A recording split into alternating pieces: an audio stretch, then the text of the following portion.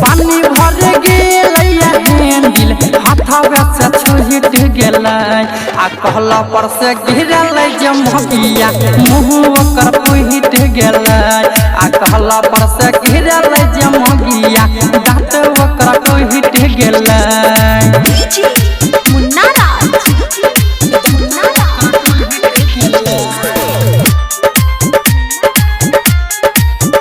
हाँ बड़ी रे ओकरा बिगड़ गेलै नकासा मुहावा लागै छै जेना पचकला बकसा पचकला बकसा हो पचकला बकसा।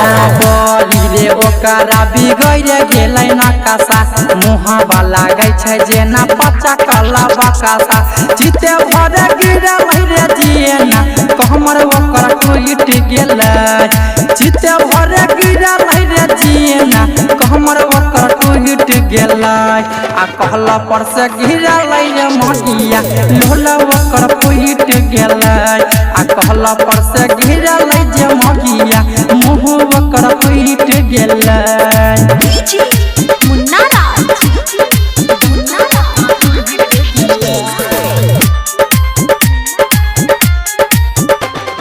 लट लट के मोदी भरे रहे पानी लगल जे चोटिया दिया गेलै नाम याद आ गेलै नानी हो आ गेलै नाम।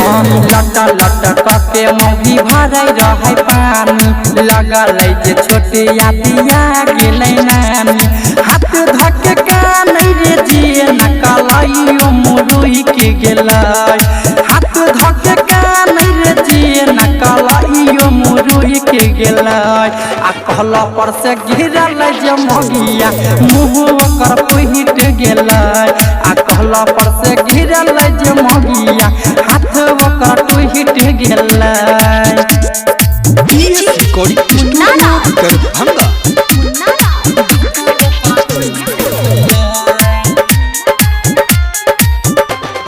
गाँव भर में मौगी सबे करे एकरे चाराचा सोनू दर भंगिया के करलकै पैसा खराचा करलकै पैसा खराचा करलकै पैसा खराचा।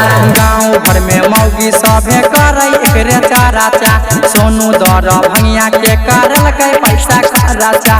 राइटर राजन शंकर देखे खातिर जुहिट गेलै राइटर राजन पवन देखे खातिर जुहिट गेलै आ कहला पर से गिरलै जमगिया मुँह ओकर पुहिट गेलै आ कहला पर से गिरलै जमगिया दाँत ओकर पुहिट गेलै। Recording studio Darbhanga.